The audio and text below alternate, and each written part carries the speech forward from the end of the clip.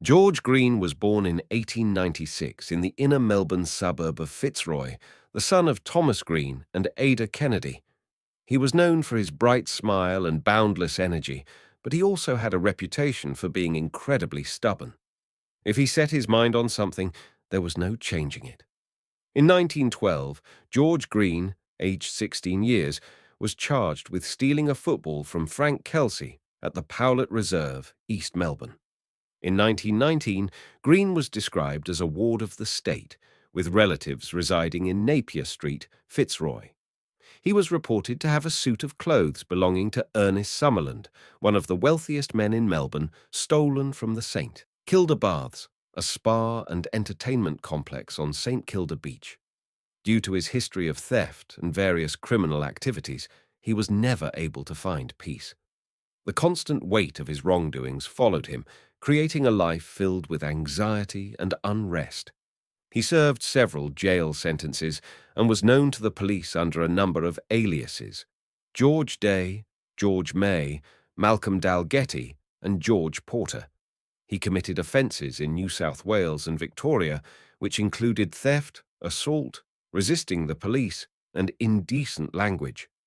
In about 1936, he was convicted of robbery in company, for which he received 12 months' imprisonment.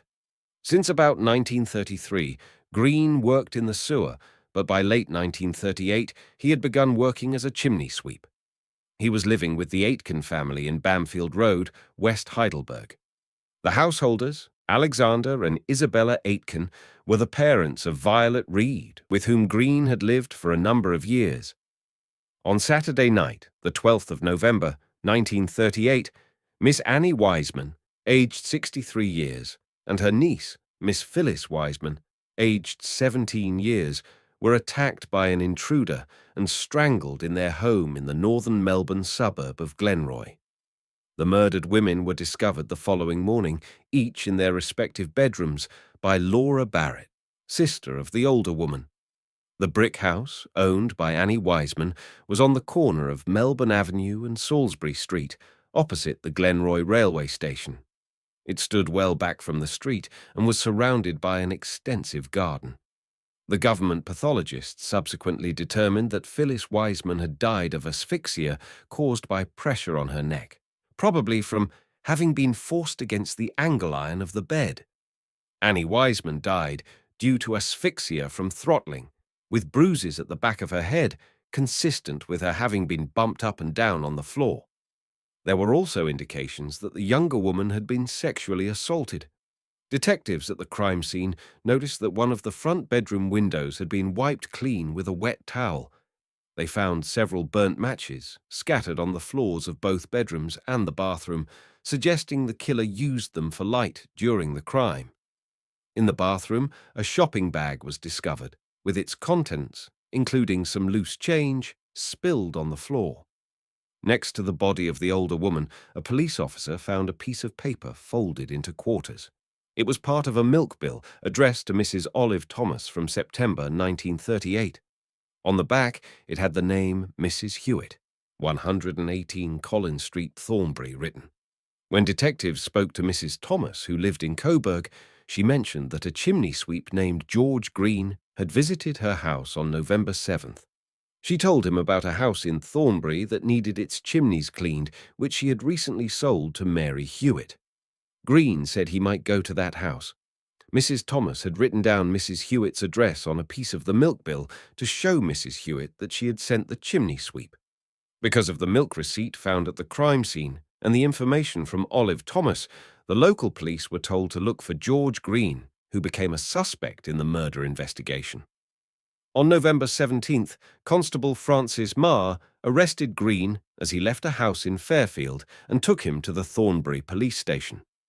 From there, he was taken to the detective office on Russell Street. Green admitted to getting the note from Mrs. Thomas, but claimed he later gave it to 2 sweeps at Merlinston.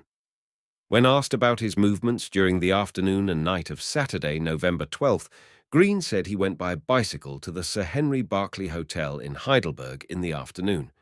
He said he left the hotel at about 6:30 p.m., at which stage he was pretty full. As he cycled away near Victoria Street, Green asserted that he got off the bicycle to have a sleep off on a vacant allotment. When he woke during the night, he returned to the house on Bamfield Road, arriving there at about 1 o'clock on Sunday morning. The police were now confident that the evidence they had gathered indicated that Green was in the house on the night of the murders.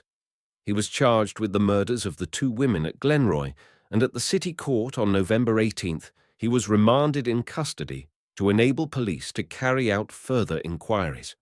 Charles Taylor, the government analyst, was assigned to examine clothes from the crime scene and the suspected murderer, George Green. He discovered white hairs on Green's brown coat, inside the leg of his trousers, and on the lining of his vest. These hairs matched those he had collected from Annie Wiseman's dressing gown and the carpet in the front bedroom. He also looked at Annie Wiseman's hair in the morgue and found that it was the same color, texture, and similar in length as the other hairs. Taylor analyzed dirt from Green's clothing and found it contained soot, sand, and mineral ash. He noted a mark on Annie Wiseman's pajamas that looked like it had been grabbed by a dirty hand which had carbon particles on it. He also found blood and dirt with carbon particles on Phyllis Wiseman's pajamas. On November 22nd, a railway cleaner found a nickel-plated bicycle pump near the railway line in Glenroy, across from the murder site, and gave it to the police. Detective Delmenico examined the pump and found a hair stuck to the rubber part. He took it to the government analyst, who identified it as horsehair. Later, they took hair samples from a chestnut horse owned by Alexander Aitken, where Green was staying. These samples matched the hair found on the bicycle pump. The rubber connection of the pump also had soot, sand, and mineral dust on it. Police and several Aboriginal trackers investigated the ground in the vicinity of the house at Glenroy on November 22nd. Tire tracks were found that indicated a bicycle had been wheeled along a sandy path near the house, across the railway line, over a fence, and onto the main road. Bicycle tire tracks with the same imprint were identified within the grounds of Annie Wiseman's house, which matched the tire pattern of Green's bicycle.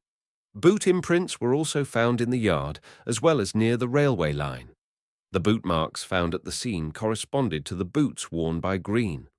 A railway ganger named Henry Hewitt of Glenroy told police he had seen a man enter the front gate of Miss Wiseman's house at about 10:20 p.m. on November 12th. The man was wheeling a bicycle, but Hewitt said he was unable to identify him. Maureen Brannigan of Glenroy related a conversation to police that she had with Green when he cleaned the chimney of her house in July 1938. The chimney sweep had told her that Miss Wiseman was a very good woman who always read a chapter of the Bible to him when he was sweeping her chimneys and usually gave him a couple of shillings more than his usual change. For his part, Green denied he had ever cleaned chimneys at Miss Wiseman's house, claiming he had only ever canvassed there.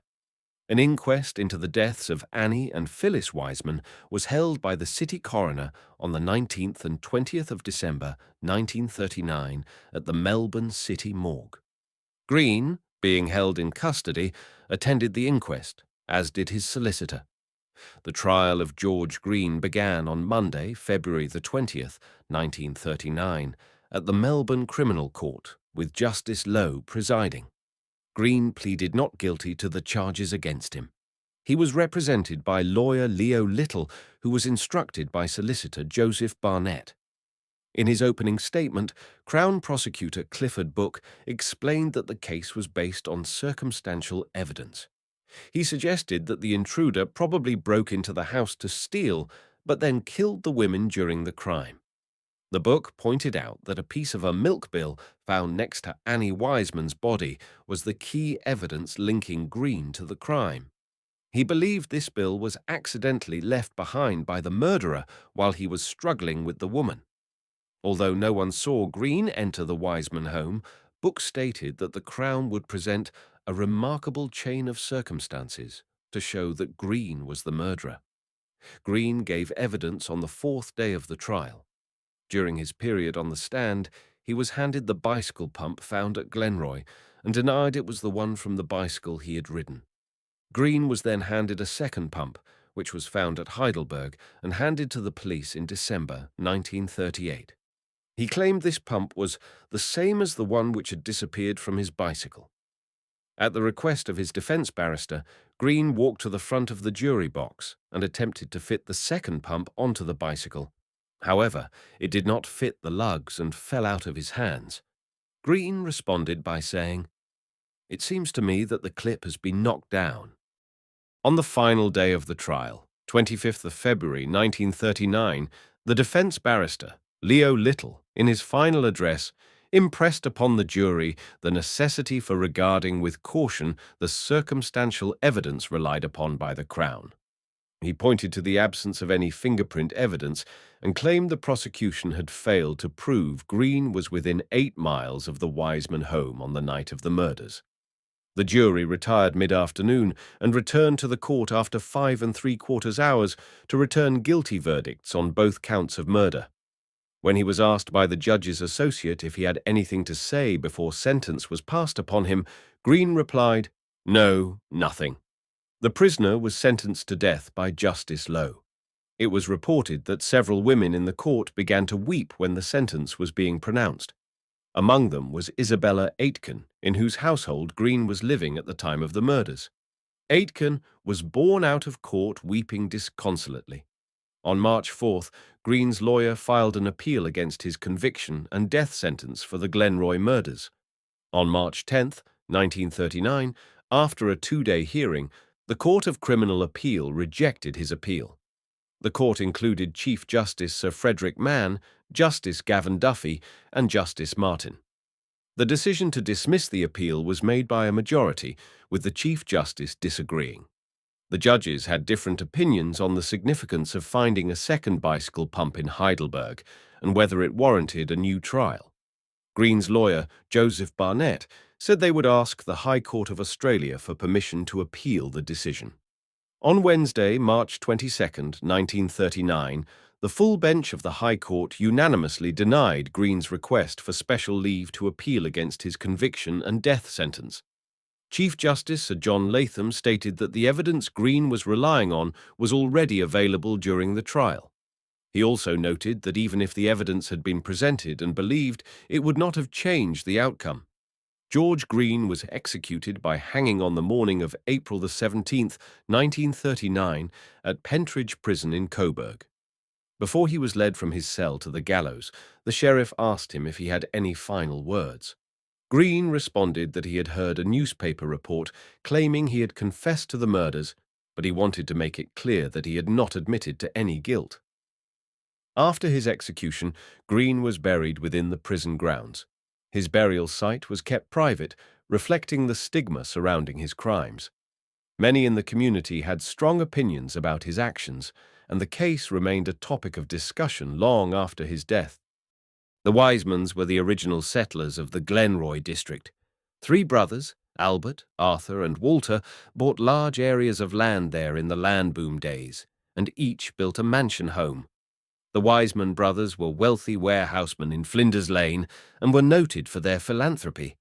Phyllis was a granddaughter of Mr. Arthur Wiseman, whose old home is now St. Agnes's Home for Girls, an institution conducted by the Church of England. Miss Annie Wiseman was the daughter of Mr. Albert Wiseman, and she called her villa home Ashlow after the family mansion, which stands in spacious grounds next to St. Agnes's Home for Girls.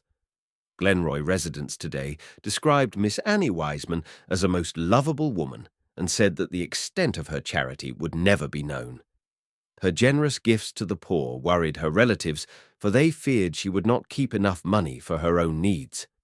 She was devoted to the church. She gave liberally to its support and had played the organ there for 40 years or more.